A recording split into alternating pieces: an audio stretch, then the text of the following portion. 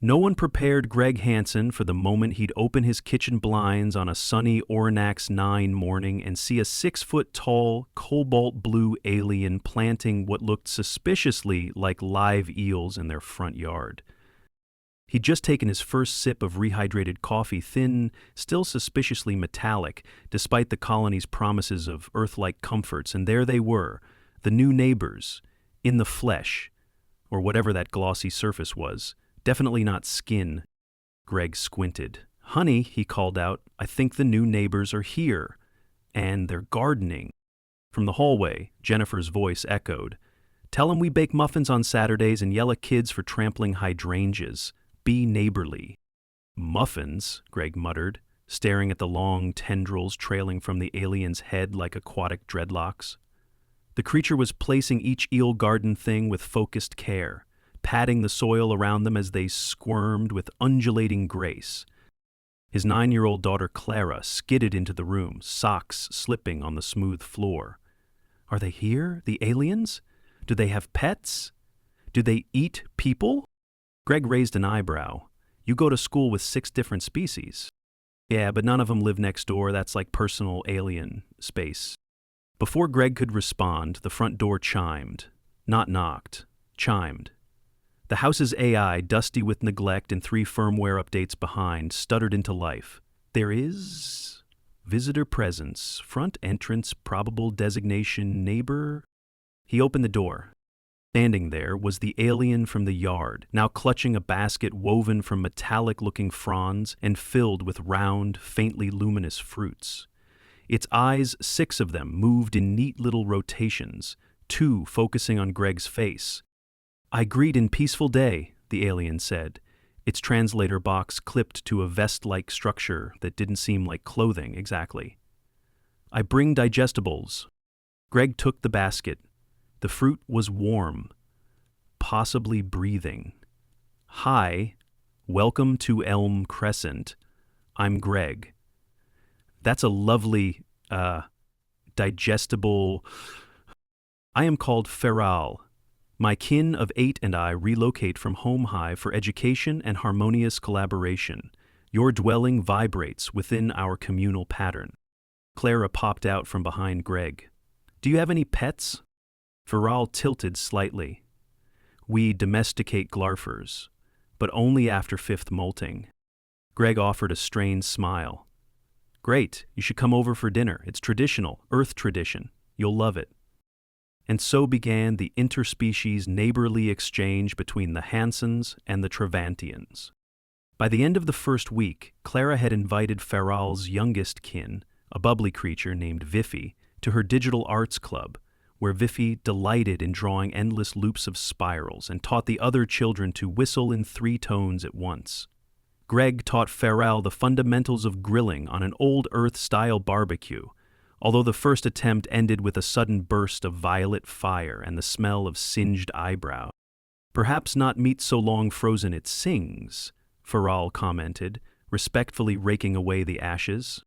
"It was a family heirloom," Greg sighed. "That sausage recipe came from Wisconsin." Jennifer and Feral's kinmate Toon swapped food processor tips and accidentally invented a cross-species casserole that nearly melted the dining table, but was declared culinarily sacred by both families. It tasted like banana pudding with a hint of lightning. Holidays were the real learning curve. The Trevantians did not understand Halloween. "You gift children with sweet poisons in exchange for mimicry?" Feral asked, watching Clara don a witch's hat. Greg nodded. "And sometimes toilet paper at the neighbor's house if they give out raisins." Feral, impressed, responded by stringing phosphorescent webbing across their front porch in a precise geometric pattern meant to invite beneficial ancestral spirits. The pattern also tripped Greg twice and traumatized the male drone. Thanksgiving brought a moment of genuine cultural bonding when both families accidentally cooked a turkey analog and a glarfer hatchling together and then debated solemnly for hours over which was meant to be a pet and which a dish. "We honor our fallen companions with digestion," Toon said gravely. "So do we," Jennifer admitted. "Sort of." Despite the language barriers and the ongoing confusion over which Earth foods required refrigeration, the bond deepened. Vifi started walking to school with Clara. Greg and Farrell began collaborating on a local community garden. The Trevantians introduced the Hansons to the ceremonial mud singing, which involved submerging oneself waist-deep in mineral slush and humming in unison. Greg got a rash that lasted 2 days, but said the inner peace was worth it. The misunderstanding, when it came, started with Clara's hamster. Named Peaches, the tiny rodent had been Clara's birthday gift the previous year. She adored the little creature, regularly programming songs for it to dance to via its exercise wheel tracker and brushing its fur with a tiny comb.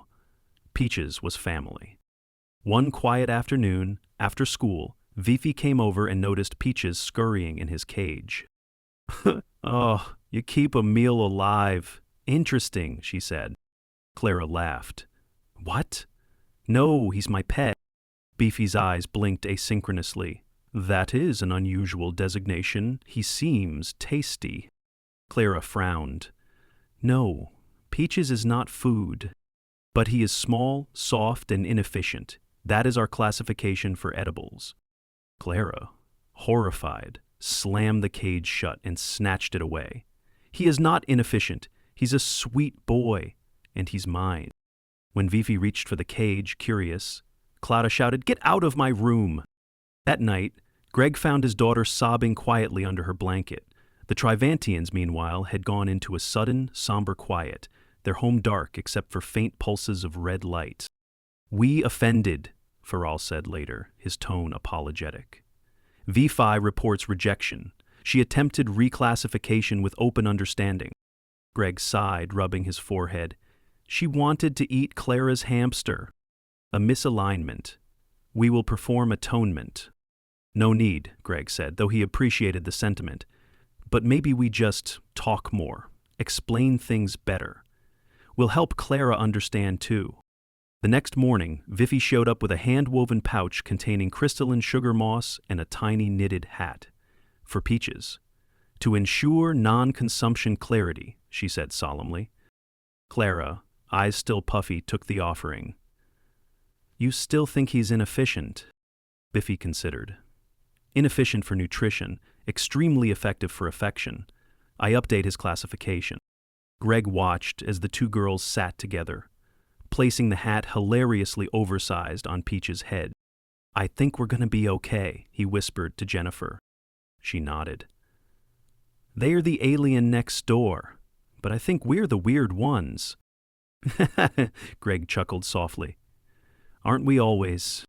By the second month, the lines between alien and neighbor had started to blur.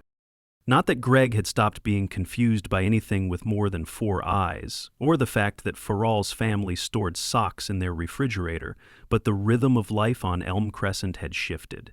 It now included late-night knock-knock joke exchanges over the fence, scheduled steam basking rotations in the shared greenhouse, and spirited debates over which species had the worst math curriculum.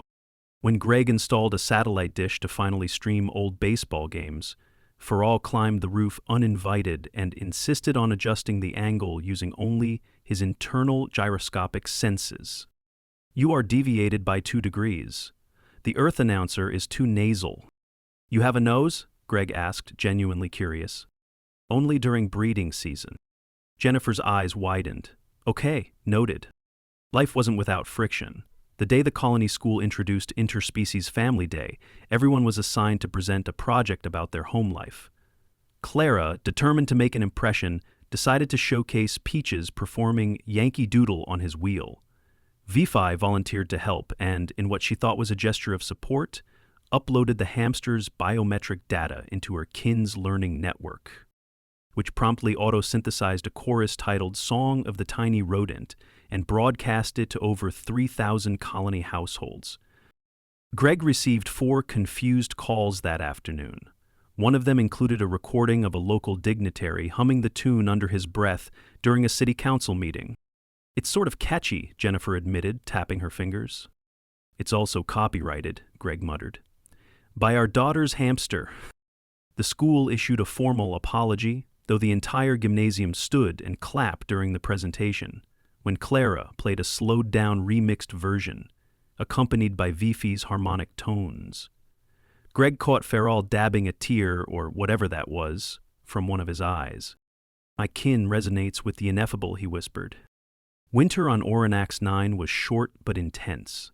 Temperatures dipped quickly and the thin atmosphere refused to retain warmth.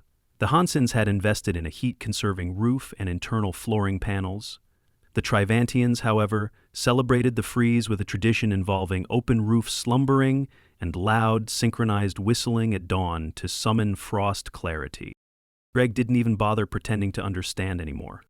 Instead, he invited them over for a real Earth tradition, Snow Day Chili. Feral, wrapped in what looked like thermal moss woven into a cape, stared deeply into the simmering pot. "It bubbles with purpose," he said reverently. "It's got cumin," Greg replied, "and my dad's secret pepper ratio." Toon attempted to sip it but burned 2 of his outer lip nodes. He didn't complain, only declared himself humbled by the thermal integrity. Clara and Vifi played outside, building a snow figure that looked like it might have 12 limbs and a top hat. Nearby, Jennifer helped arrange lights for what she declared would be a hybrid Winterfest. The Trivantians contributed floating lanterns filled with bioluminescent spores, which made the Hansens' house look briefly like it was under siege by gentle jellyfish. The holiday itself was a success. Tuan taught the Hansens to make glarifer root dumplings, which steamed with a hissing aroma and turned purple when cooled. Jennifer gifted Feral a pair of hand-woven mittens, which he mistook for decorative pouches, and hung proudly from his vestibular flanges. Later that night, with the kids asleep and the neighborhood glowing with lanterns and lights, Greg found Feral standing in the snow, gazing at the sky. "We once feared humans," Feral said quietly. "Our archives spoke of chaos wrapped in flesh, explosive curiosity, fragile yet indestructible by spirit." Greg chuckled. "We're just trying to get through the week without breaking anything. Or anyone. And yet you share food, you explain idioms, you forgive confusion." "We forget sometimes too," Greg said. "That's the real human trick." Feral nodded. "It is no trick. It is a kind of bravery." Trouble returned unexpectedly. The colony-wide pet census was announced. It required all families to register non-native life forms for monitoring and safety protocols. The Trivantians, unaware of the emotional distinction between pets and livestock, listed peaches under temporary digestibles, stored externally. Greg only found out when an inspection drone scanned their home and flagged a Category 4 misclassification. Jennifer called him at work in a panic. Some bureaucratic drone just tried to take Peaches to a containment unit. Clara's crying in the closet. Greg rushed home, waving his colony ID at a hovering spherical bot and shouting, "He's a hamster! He's a child's pet! He lives in a neon cage and eats yogurt drops!" "Data indicates registration by adjacent domicile," the drone replied. "Classification, consumable." Vifi arrived mid-chaos, clearly distressed. "I misunderstood. Our language group uses the same symbol for kept and stored. I meant emotional storage." Greg, panting, rubbed his temples. "This colony's gonna kill me." Feral appeared moments later, speaking rapid, formal tones to the drone and tapping into his own diplomatic permissions. Apparently, as a licensed interspecies liaison, he could overrule pet designations on cultural grounds. "Peaches is henceforth declared emotional auxiliary companion," Feral said proudly. The drone blinked, then beeped. "Acknowledged." Later, Greg sat beside Clara as she clutched Peaches to her chest. "They almost took him," she whispered. Greg kissed the top of her head. "He's safe, and officially auxiliary now, whatever that means." Clara looked up at Vifi. "You're not mad?" Vifi shook her head. "Your pet is your anchor. It was never my intent to unmoor you." Clara handed her a yogurt drop. "You're weird, but thanks." Vifi beamed. "We embrace eccentricity. It's how new families begin." The auxiliary hamster incident became a neighborhood legend by spring. Other families started showing up with muffins and polite curiosity, cautiously asking the Hansons and Trevantians how they managed to successfully integrate without losing all emotional bearings. Greg started referring to them as the colony's unofficial cultural consultants, though the only compensation they got was a fruitcake that glowed faintly in the dark. "It's like being famous," Jennifer said one morning as she swept bioluminescent crumbs off the counter, "but exclusively to people who think holidays are a tactical maneuver." Viffy and Clara were inseparable by now. They entered the colony's annual science fair, but not exactly, a sprawling event hosted in the converted atmospheric dome that usually stored terraforming drones. Their project, a cross-species empathy translator. It was built from parts scavenged from a retired vending machine and a mislabeled plasma compressor, and it produced emotional summaries like mild annoyance spiced with admiration in soothing digital tone. Greg and Farrell stood back, arms crossed, watching the kids demo the device to a crowd of amused, occasionally bewildered adults. "My kin is evolving," Farrell said, not without pride. "She now sees not only through her own ocular band, but also through that of others." Greg nodded. "Same, though mine still can't fold laundry." "You permit self-folding fabrics?" "Don't tempt me." School life got complicated again in early summer when the class pets, a rotating set of colony native critters, were moved to a bio-enclosure and the staff offered families a chance to volunteer for temporary hosting. Clara jumped at it. She arrived home carrying a creature that looked like a jelly-filled sandwich with legs.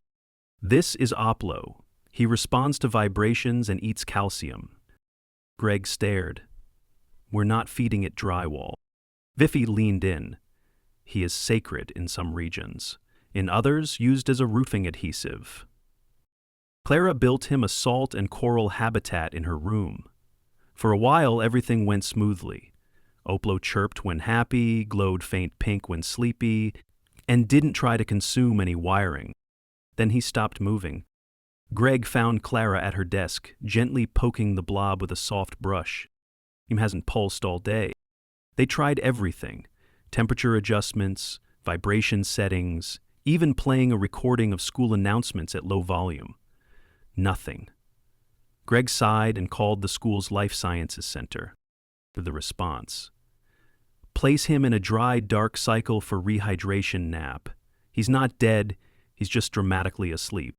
Greg relayed the news. Clara slumped with relief, hugging the jelly blob like it was Peach's squishier cousin. Farrell arrived that evening with a traditional non-death garland, mistaking the situation and presenting it to the family solemnly. "Your loss is absorbed by our collective memory. We will carry its blobbiness within us." Greg didn't have the heart to correct him until after dessert. In July, the colony hosted the first interspecies cooking exchange. Jennifer signed up, so did Toon. Each participant was to prepare a dish from their culture, using only ingredients available on Oranax 9. The catch: dishes had to be tasted by 3 members of another species and at least 1 child.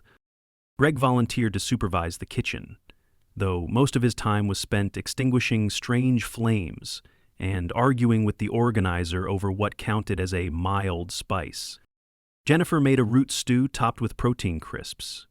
Toon prepared foamed nectar cells, which floated above the plate and released scent-based memories into the air. Clara wept quietly while eating it, whispering something about her 5th birthday and balloons. A 6-limbed botanist named Relly tried Jennifer's stew, declared it organically nostalgic, and passed out briefly from the salt content.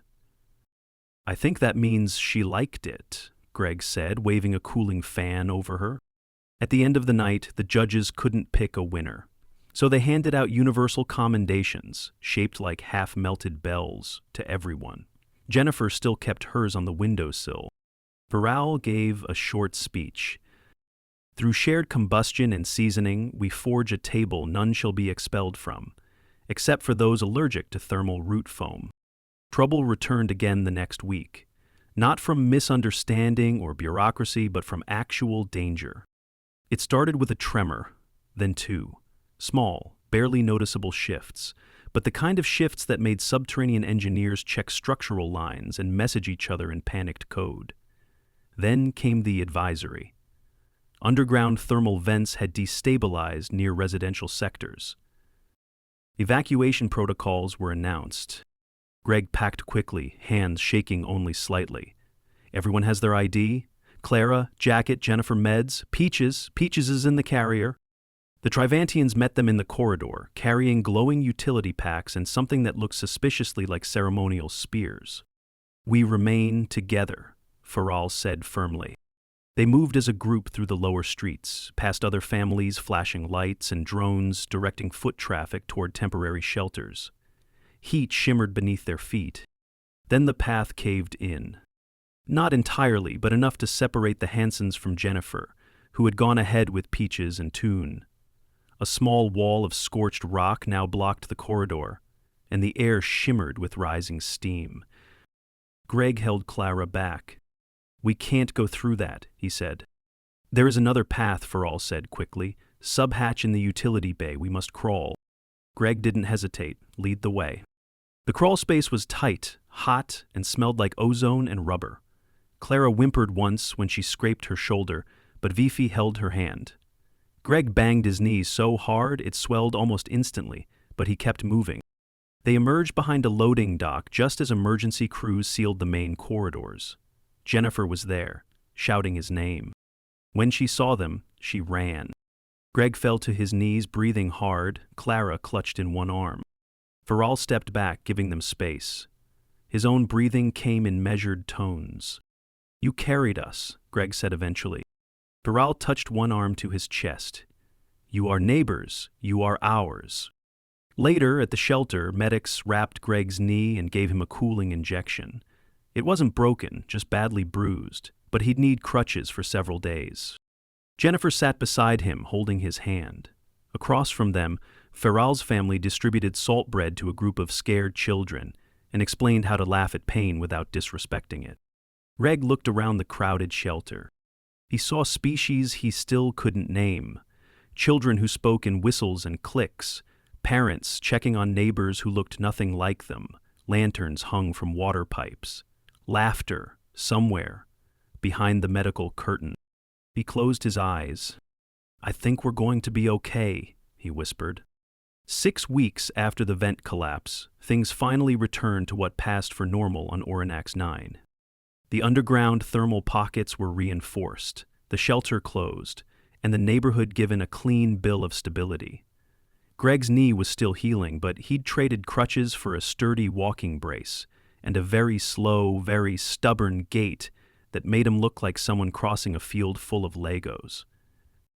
The Hanson house smelled like citrus cleaner and something vaguely pickled leftovers from Tuin's welcome back stability salad.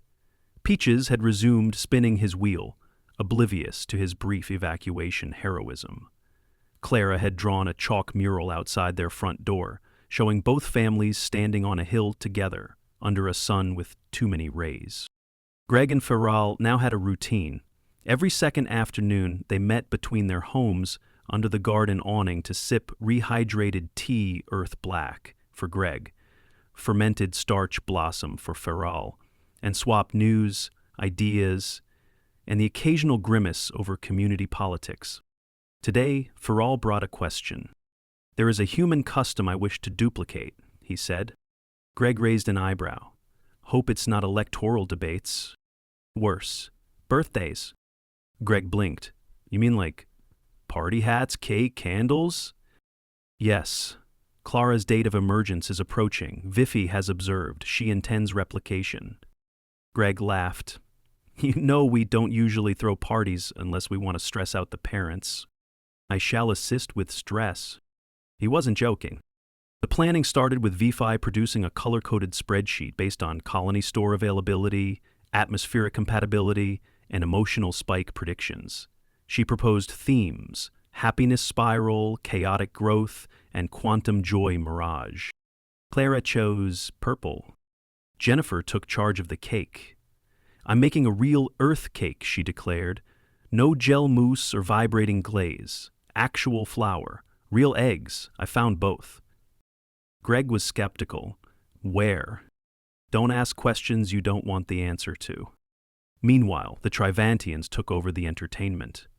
Ferrell organized a gravity dance mat, which involved synchronized jumps that temporarily reversed individual weight, launching kids into padded nets strung across the courtyard. Tuan built a bubble machine that projected scented memories mid-air. Several of the memories were confusingly nostalgic for insects no one recognized. Greg was responsible for invitations. He hand-wrote them, mostly because the colony's digital network still glitched every time he tried to attach animated GIFs. He delivered them personally, limping door to door. Everyone said yes. Even Relly, the salt-sensitive botanist, who promised to wear protective gloves and bring non-weeping berries. The party was chaos. Joyful, shimmering, barely controlled chaos. Kids from 5 different species played on the gravity mat. One sprained an ankle and was promptly treated by a floating med drone. Someone ate too many texture-shifting treats and had to lie down. The earth cake collapsed in the center but was declared structurally daring and disappeared in minutes. At one point, Vifi presented Clara with a handmade gift, a hollow crystal filled with captured harmonics from their time in the shelter. "It sings your memory," she explained. Clara held it to her ear and smiled. Greg stood near the snack table, watching the mess unfold. There were paper streamers tangled with floating spores. Juice stains glowed faintly under ultraviolet lamps. A small child was climbing Toon like a jungle gym while he recited physics formulas. Viral appeared beside him. "I believe it is a success," he said. Greg nodded. "I think we made it through another interspecies ritual without anyone getting banned from the community board." Viral tapped his translator briefly. "May I speak without filter?" "Sure." Viral's voice, unmediated, buzzed faintly in a lower register. "When we arrived, we anticipated cold indifference. You offered warmth. And chaos. We required both." Greg looked at the kids dancing wildly beneath a draped net of twinkling colony lights. "You gave us the same," he said, "only with more bioluminescence." They sat in silence for a moment. The music changed. A thumping beat began, something the teenagers had uploaded from a questionable database titled Retro Earth Bops. The gravity mat lit up. Toon's bubble machine hiccuped and began projecting a memory that smelled like vanilla and sounded like distant laughter. Viral tilted his head. "May we attend next year's emergence?" Greg smirked. "Only if you bring the Glarfer dumplings." 3 days later, the Trivantians invited the Hansons over for dinner. The invitation was carved into a disc of mineral plate and left beside their mailbox. Greg responded by writing "absolutely" in permanent marker and tossing it back over the hedge. Dinner was quiet, ceremonial. Each dish was served in deliberate succession, paired with a reflection from the past year. It was a tradition Feral called memory binding. One by one, they shared moments. Tun recalled teaching Jennifer to ferment cactus resin. Clara recounted the time Vifi saved her from the falling food processor. Greg mentioned the morning he slipped on Glarfer's saliva and nearly invented a new yoga pose. Laughter came easily. So did the final course, a steaming bowl of root broth that Feral explained was traditionally shared only with familial extensions. "You mean relatives?" Greg asked. "No. We mean those who remain despite misunderstanding, who listen without assuming, who return when pushed away." Jennifer dabbed her eyes. Clara looked confused, then just smiled and raised her spoon. Later, as the families lingered outside beneath the colony stars, Greg noticed that the wind had changed. It carried traces of soil and ozone. The sky, still slightly too purple, blinked with the occasional shuttle trail. Clara leaned against him, tired but content. "Dad? Do you think when we go back to Earth someday, we can bring them with us?" Greg looked over at Feral and his kin, who were untangling streamers from a vine that wasn't supposed to bloom for another month, but had inexplicably decided to join the party late. He smiled. "Honestly, kiddo, I think we'll be taking a little bit of them with us either way." And as stars blinked above and laughter drifted down from a house that used to feel foreign, Greg finally understood something he hadn't been able to name since they arrived. The alien next door wasn't just a neighbor. He was home,